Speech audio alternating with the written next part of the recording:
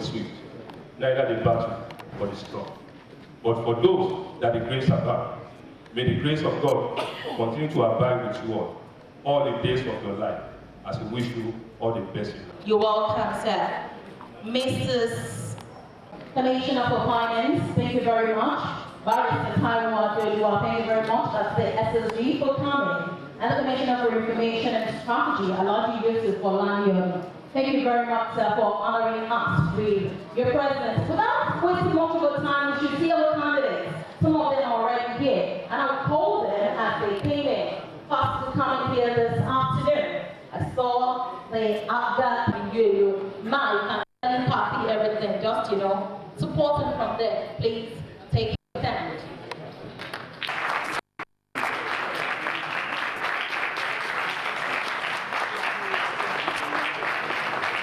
And while I was taking the profiles, I was hearing believe that I was here, ladies and gentlemen. The PDP candidates, the Guba candidate, Prince Boyega Nasser Isiaka.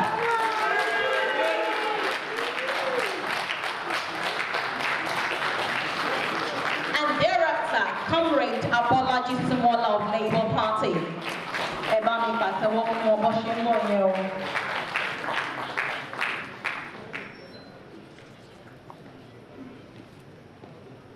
Thank you very much, sir. You're welcome to the gubernatorial debate 2015 as put together by the Nigerian Union of Journalists Ogun State Council.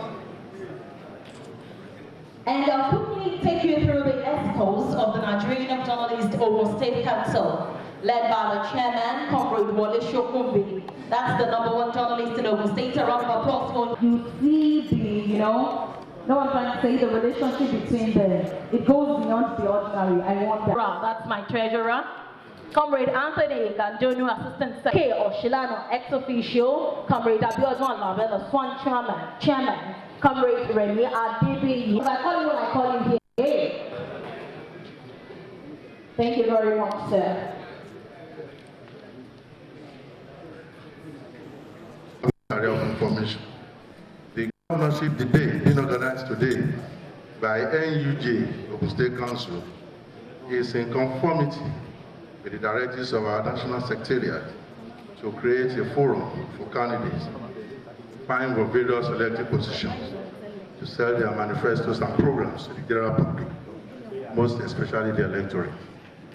NUJ is a key factor in nation building, and it will continue to collaborate with relevant stakeholders in the electoral process to ensure free, fair, credible, acceptable, and violence-free elections in the country. As the fourth estate of the realm, Section 22 of the 99th Constitution of the Federal Republic of Nigeria empowers the media to monitor the activities of government and ensure its accountability to the people. In doing this, the media need more of interpretative and investigative reporting to make our elected office holders more accountable to the people. Here today, all the government candidates will be using this opportunity to inform the general public what they intend doing in the next 4 years if elected. And with this move, they are entering into contracts with the good people of Ogun State. Their promises or manifestos after today's debate will be documented, and from there ensure that they come back to give account of their stewardship to the people on quarterly basis, which will be done by any other relevant stakeholders through public forum and village square or town hall meeting. Nigeria is not yet a democratized state, but the country is still democratizing and now behoves on all our sundry to ensure the democratization of Nigeria. Let me at this junction appreciate the incumbent governor, Senator Dukun Amusu, for providing a conducive atmosphere for all other parties and their candidates in the state to move freely and canvass for votes from the people, and for also ensuring violence-free campaigns. I want to appreciate all the candidates for also ensuring issue-based campaigns, and they should keep it up. I want to appeal to our youth not to allow themselves to be used as agents of destabilization, because this state belongs to all of us, and all the candidates are from this state. Hence the need for us to come together and develop our dear state. My appeal to the current candidates after the elections that they should see the victory as no victor, no vanquished. The winner must achieve in the collective interest of the state. The Independent National Electoral Commission (INEC) should continue to be an unbiased umpire and ensure that the elections are conducted without any agreement, collect a permanent voters card before the election so as not to disenfranchise the electorates and benefits for the people of Ogun State. Thank you and God bless. Okay, your indulgence, please pardon us, Professor Governorship does not celebrate. Once again. Can I get the microphone? Please give the microphone to Senator Ibikunle Amosu. Senator Ibikunle Amosu, with due respect, sir, I want to ask you. The gentlemen seated both on your right sides and your left side, do you know them? And if you do, how are they to you? Well, I know them, they are my brothers. They are my brothers, they were out from the state. Indeed, that's a good one. I was asking him of his local government. That's what I've been doing. And we've been exchanging ideas. So, it's my brother, they are out from the state. The only thing is the local government. So we know ourselves now, we are brothers. Principal Iganaso Isiaka, gentlemen seated on your left side, do you know them? If you do, who are they to you? Well, one of them is my governor.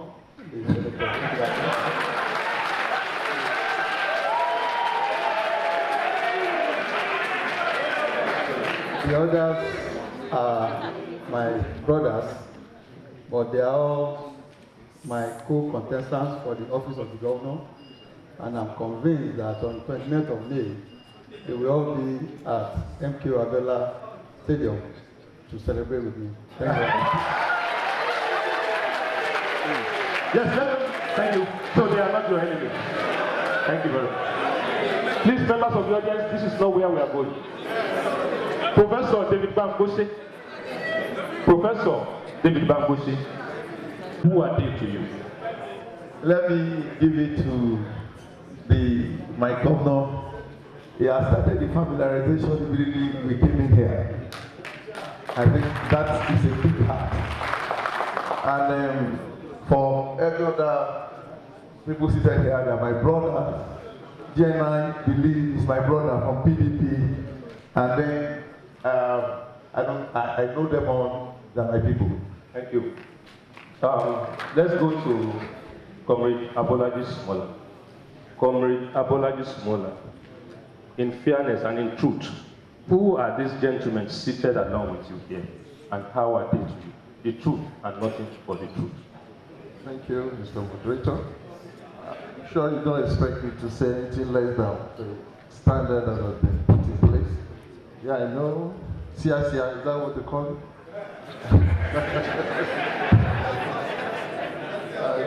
GNI, if I'm to have very that as it is, and then my wonderful friends by my side.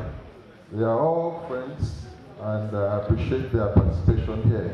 And I'm sure we're going to have a wonderful, robust evening. Thank you.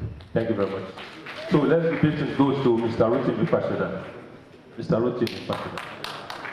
Do you know these gentlemen on your side? And if you know, who are they? How are they to you? The gentleman sitting on my left, immediate left, His Excellency, is the one I'm about to take over from.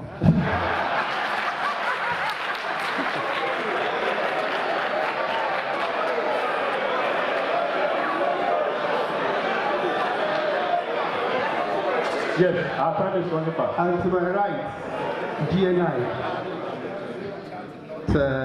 on Facebook. We're here to compete, even though we are brothers. F, No. call it my brothers, but we're here for business. Thank you very much. Well, At the front on this table, they are not sworn enemies. They are great sons of this state, and they are just the crop of the best that we can have in this state. They are not fighters, they are not preaching violence, they are preaching peace, brotherhood, and harmony. That is the message for you and me. Thank you very much. Moderator, sir.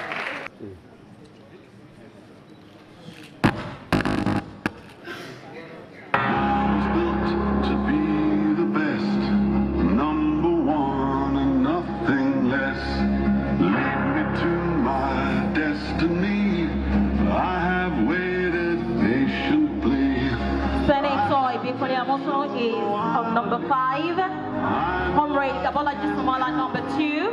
Hope you have that. Senator Glamus number 5, Comrade Abolaji Sumola number 2, Professor David Bangoshe number 3, Prince Rotimi Bashida came in and is number 6, and GNI is number 4.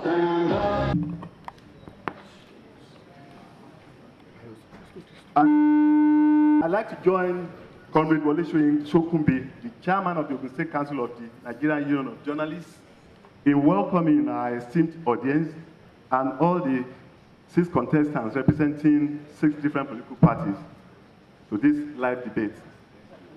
I'm Edi Aino, the moderator of this debate. Well, as you can see, the parties locking horns in this crucial debate are the All Progressives Congress, APC, the People's Democratic Party, the Social Democratic Party, SDP, and the Unity Party of Nigeria, UPA, the All Progressive Grand Alliance, and the Labour Party. Incidentally, the SDP, we are still expecting. Now, to create a level playing ground for this debate, the candidates have each picked ballot to determine the sequence of addressing the audience. Each candidate is allotted 5 minutes each for the first question, 5 minutes for the second question, and 5 minutes each for the third question, totaling 15 minutes for each candidate to answer 3 questions. And the questions have been under lock and key. I'm just opening them today in this hall. Number 1 is on the economy. We all know what the state of the Nigerian economy is now. Everything is going down, down, down, down. And I start. From all indications, and judging by all economic indices, the federal and state governments are experiencing severe strains on their finances. In some instances, salaries are owed, while capital projects are suspended. Nonetheless, your campaigns have been characterized by promises of free education, provision of quality health, and infrastructural development, like roads, bridges, shelter, among others. Now the question. In view of the near comatose state of the Nigerian economy and the drastic reduction in financial allocations to states, how do you reconcile your campaign promises to build roads, bridges, employment, workers' welfare, and so on and so forth in the face of the dwindling economy? Now to the first candidate, who picked the first? Okay, number 2. Number 2 is known for as a welfare party. Who bears the brunt first? It's Labour Party, or we, the populace. It's not unexpected that our finances will dwindle, because there's no way you can continue to have what you call prosperity, or you have an upswing when a country like Nigeria depends on one monoproduct of foreign exchange. But coming down home, because of our time, two things had to come in. The issue of priorities. You have to prioritize what you need to do, because there's no way your funding or your money can come in forever. At some certain point, it will surely come down. We need to prioritize. And if you look at the manifesto of my Labour Party, we are welfareists. That is, we put people in our recognition. We admire, we recognize the fact that human resources, personnel, workers, our kernel of strong point of ensuring that welfare are not going down the drain. We intend to prioritize our program.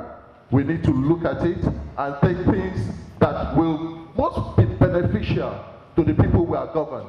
Because this is a democratic setting, we don't intend to root and push everything down the drain, down the line through their throat. You want it or not, hook, line, and sinker, this is what you must do. And what are we doing? We are going to look at the issue of ensuring that we have an effective civil service. A civil service that can perform, that can add more to the benefits of the services we are going to deliver.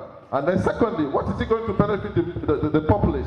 The issue of education, fine, we are going to give qualitative education, which we have said in our manifesto, between the age of 6 and 18 will be education free. We will still maintain that, and we intend to run by pruning some of our expenses in terms of governance, okay? That's Professor David Bangoshe of the All Progressive Grand Alliance. You are tackling the same question. From all indications and judging by all economic indices, the federal and state governments, please go to the rostrum. The major problem with our economy in Nigeria today is that we are dependent on oil as a nation. I heard about some of my competitors that talk about making Ogun State an oil-producing state. And I wonder, is it the same oil? What is the cost of exploration? What is the gestation period?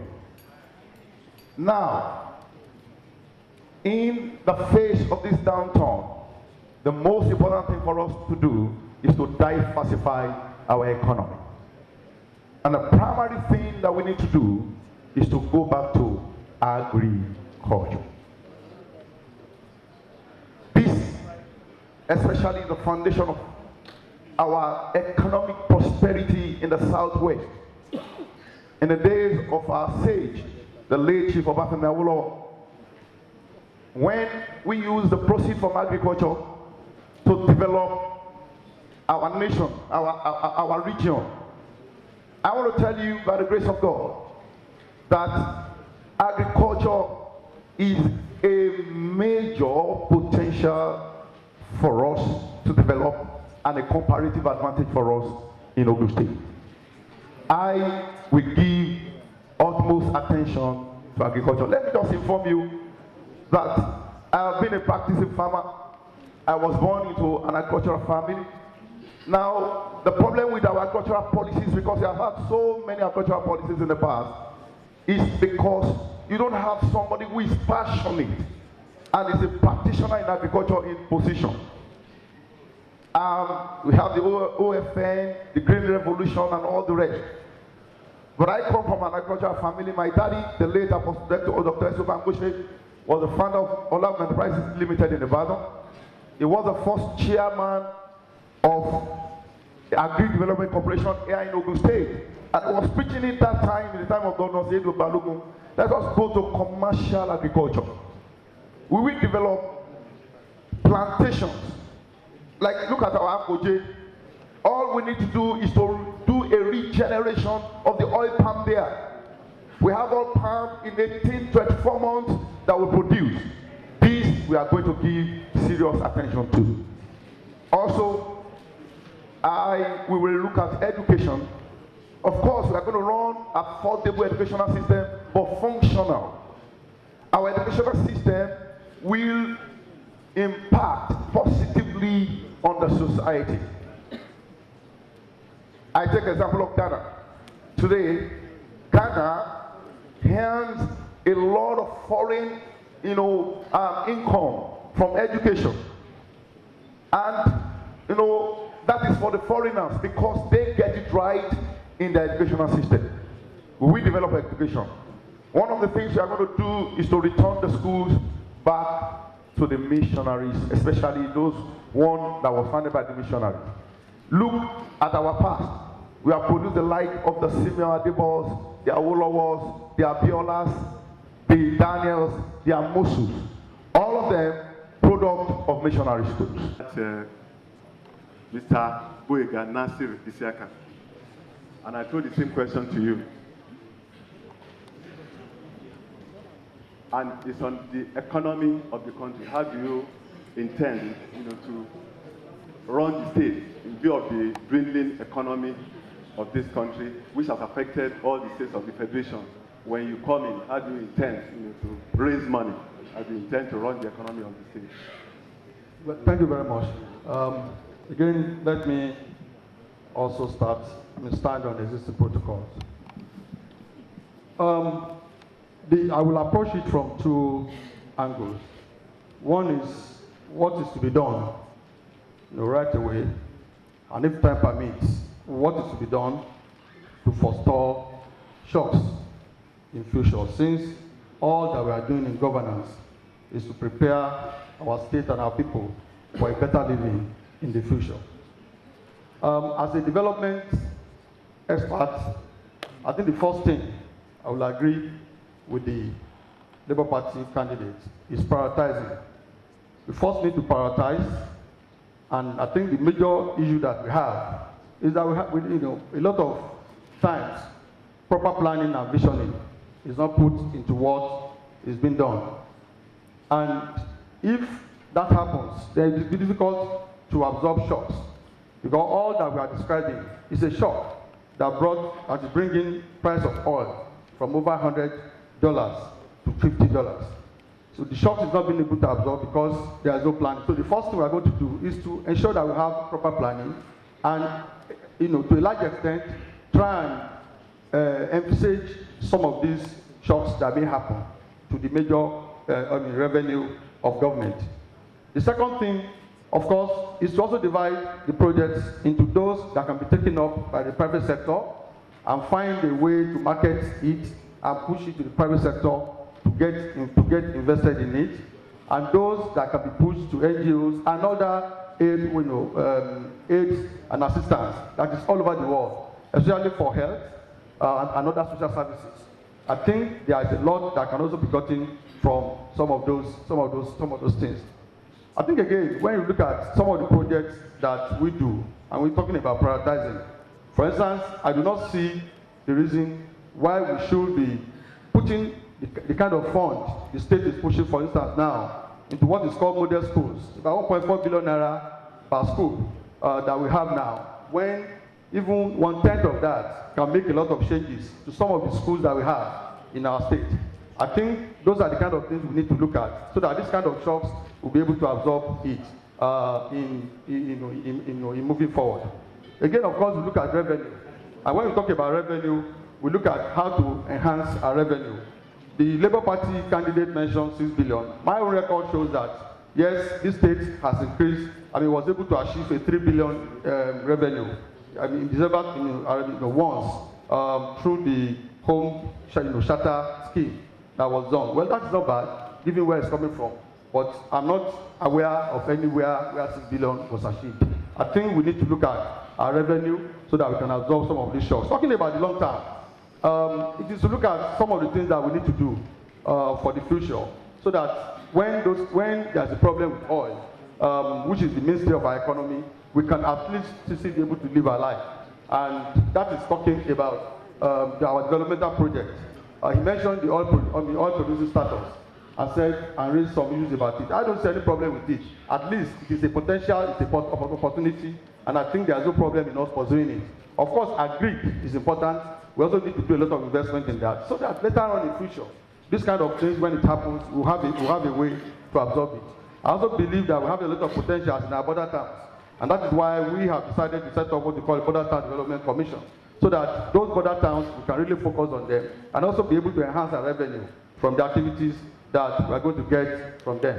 So in summary, before the bell rings, I think for me, on the short term, is to ensure that we prioritize, is to ensure that we block leakages as much as possible. It's also ensure that we bring in a lot of private investment, NGOs, world development financing into some of the things that we do, even grants and aid into some of the things that we do. Then we also, majorly, we make sure that we prioritize, so that when on this kind of things, I think we should be able to know what are those things that are important to us, what is important to the future of our state, what is important to the future of our people, and then we put a lot of focus on that instead of embarking on projects that can be, that can be faced, so that we'll be able to have a lot of development without inflicting as much pain on our people as we do presently in Ogun State. Thank you very much.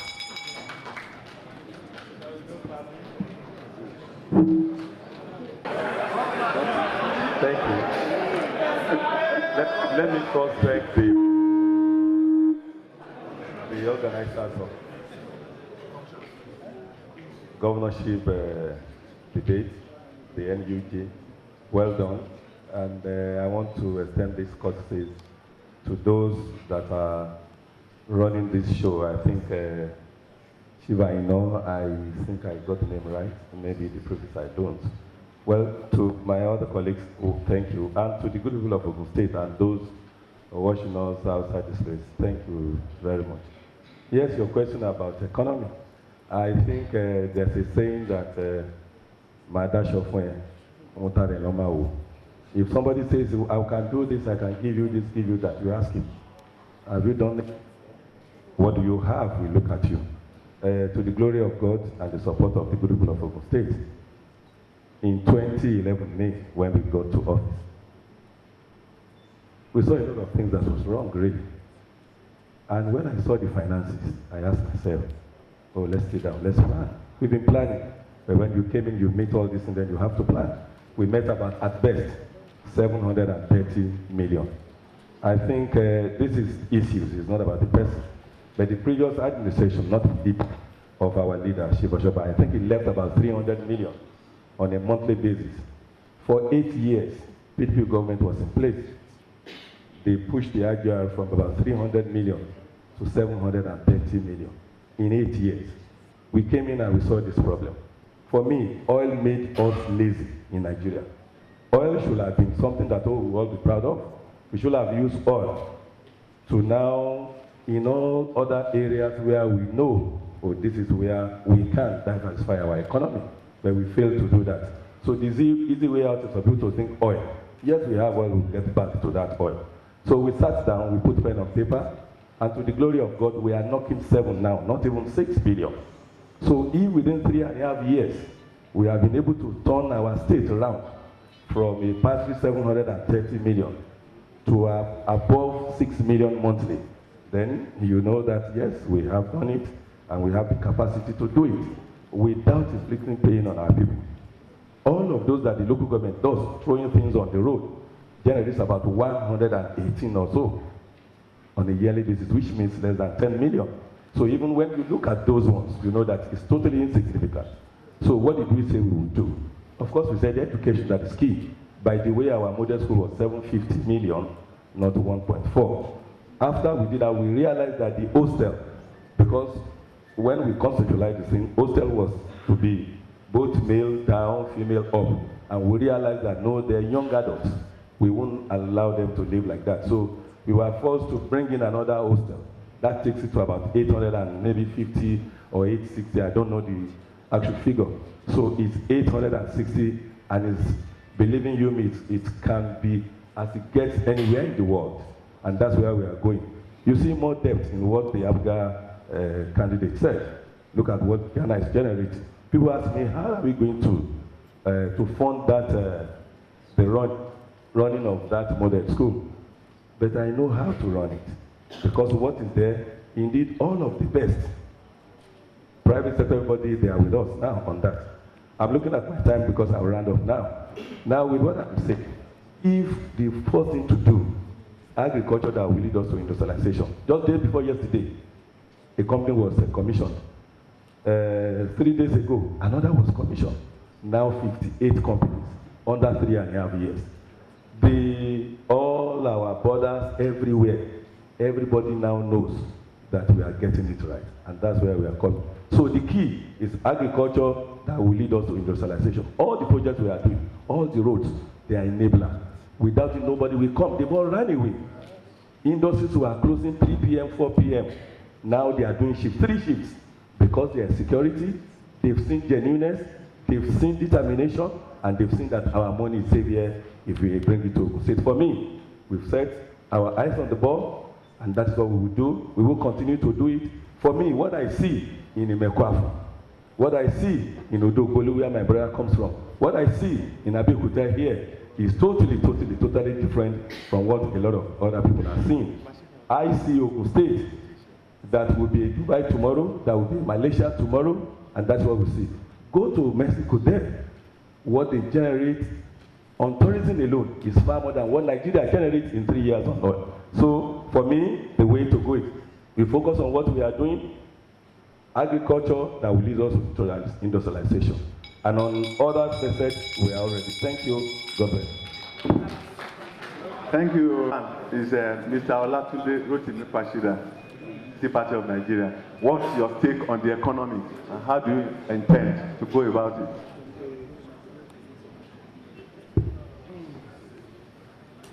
Ladies and gentlemen, let me avail you of some errors. It is not that we don't have a government that has policies. It is not that we don't have a government that is working. It is that we have a government that needs to change its attitude towards people. Yes, the way forward in Ogun State is what we call a no-frill, no-nonsense government.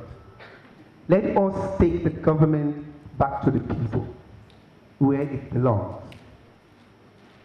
At the moment, there's a disparity between the rich and the poor. What we have is upward, downward governance. What we need in Ogun State is government from the bottom upwards. With all due respect to my brother, who's about to give me the baton, he has done pretty well. But I believe, with all sincerity, that our people are not getting what they deserve. I believe, with all sincerity, that we are focusing on the wrong things. Take a good look at Ogun State now. Take a good look at Ogun State back then, during the time of Awolowo. There's a big difference. Back then, we didn't have oil. Now we have oil. Back then, the suffering wasn't this much. Now it's quadruple. What are we talking about here? We're talking about the face of the people. We're talking about doing the right thing. Yes, I've had questions. People have asked me, you say you're going to do free education. Where are you going to get the money from? And I smile. And I ask them the same question because I find the question rhetorical. Where did we find that money for all those capital projects? We found it from somewhere. So why can't we ask the people what they want and give them what they want rather than what the government thinks they want? The only way forward in this great state of ours is to change our attitude, is to change our focus, is to forget the idea that Ogun State wants to be like UK, US. We are far from it. We are a farming state. We need to go back to our roots. It worked for us, and we should go back to it. I understand that there are companies that are being formed. I understand that there's a lot of things constructive that is happening in the state, but it's a far cry from what we really need. Workforce is dependent on government's welfare policies on pension, housing, car loan, and regular training. Then coupled with this is the need for youth and women empowerment, as well as care for the physically challenged.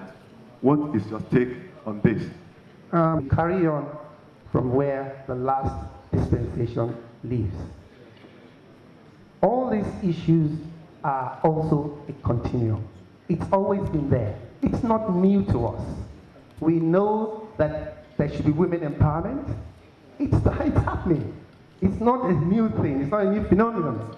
The state government is currently doing it. Be it as it may, I think is misplaced, because what you put into this empowerment gives you short-term return. You go to a place and you give them sewing machine. and then you walk away. What happens to the training? What happens to the marketing of the product that they make? You just give them and walk away. That is misplaced. There's nothing wrong with empowering, but there must be support. There must be the end product. You give equipment, you teach them what to do with it, you help them with the manufacturing, you help them with the maintenance, and you help them with the marketing. In terms of women and disability, I was surprised when I got a visit from a group of physically challenged when they told me there's no ministry. I was gobsmacked because I didn't think in this day and age in Nigeria we wouldn't have a ministry to cater for our brothers and sisters who are physically challenged. What we will do in Unity Party of Nigeria, when I take over the government come April, is I will establish what I call a ministry that will take care of the physically challenged. In terms of women, it is not only about giving them machines and stuff. It is about understanding that they're the ones that nurtures the society, the children. It is about having an all-inclusive government where, in which case, they are equally and suitably represented in the government. No jamming, no blabbing. Sorry, can I have the question again? Yes, sir. Can I have the question, please? Yes, sir. The quality of any state workforce is dependent on government's welfare policies on pension, housing, car loan, and regular training. Coupled with this, I don't know. Unfortunately, it leads to substitute. He will have preferred a woman to take his place so that at least we can have them. Well, thank you. You said it well said. For me, and I refer to them as our landlords, really, because whatever happens, even at best of times and moments, will be there for 80 years. They will be there for about 35 years. So I refer to them as our landlords. Those are the drivers, really. And I mean the public service, civil service, and the local government workers too. For me, if our workers are not happy, if they are not well remunerated, if they are not encouraged, it will have a direct bearing on the performance. And of course, the success of otherwise of any government will likely be dependent on the kind of workforce, on the support that such government is getting from the public service and the civil service, which is part of them, together with the local government as well. So for us in Ogun State, when we came in, again, we have to put pen on paper and ask ourselves, why are we where we should not be? And I make bold to say, we are on live television and everything here. We pay the highest salary to civil servants. Ogun State pays the highest salary. This is a statement that can be checked and corroborated. When we came, we were more or less the first immediately we came, except for those that have probably done the minimum wage. Before we came, we quickly did that, 18,250. And not just minimum wage that runs across, because we discovered that if we just do minimum wage, which the law says that you must not give anybody less than 18,250, then you will be some that are level 6 that will now be any less than those that are in level 1 or so. So we pay the highest, and to the glory of God, despite all of those dwindling finances that is coming from the federal government, Ogun State has been paying as and when due. Indeed, the only time we had challenge was in November. And you know what happened? Federal government just came up with a pronouncement that no bank must lend anybody any money. It's not even borrowing, that is a short-term bridging finance. When I know that in a month I will make maybe 6 billion, and I know the 6 billion will not come in one day, I can approach any bank, please give me this, I'll pay my salary, and before the end of the month you collect your money. These banks run around now to us to say that, okay, don't worry, we don't even need what is coming from Abuja, let's take a lien on your IGR. So for us, we've been doing well with our civil service, but what is the problem that we are having now? People have been owed since 2008, and government is continuing. So we have been battling that. If I've paid all those backlog, 2008, 2009, 2010, 2011, of course, we are now, I think for gratuity and all of those, we are now in December 2012. But they should give it to us. If we have paid those backlogs, there's somebody left. Of course, if I have cleared 4 years, if I've just come and paid my own alone, by now we will not be owing anybody. So I want that to be on record. Our teachers, we've been paying as and when due. I'm happy that our teacher is not saying, states are not paying 4 months, 5 months, 6 months. Benue State was on television for 2.5 years. Schools were closed. We have been paying. What are they asking for now? They are asking for, which is normal. We are Ogun State, peculiar allowance, rural allowance, this allowance. And they talk about deduction. Again, the deduction. It wasn't a creation of Amosun. No. Somebody, it's a good policy, I must tell you. This contributing pension scheme. I don't know if we have been given 1 more minute for this because it's for all of us. And I think last night or so, they were talking about it nationally. So I think I should stress this for all of us. Contribution pension scheme is the best that could happen. I came and I realized that, oh, this is a wonderful idea. But poorly, badly executed. You do not go into it without having just like a single fund that, oh, Lagos they did it with at least, I think, 15 billion. They did not put 1 penny there. So how will it work?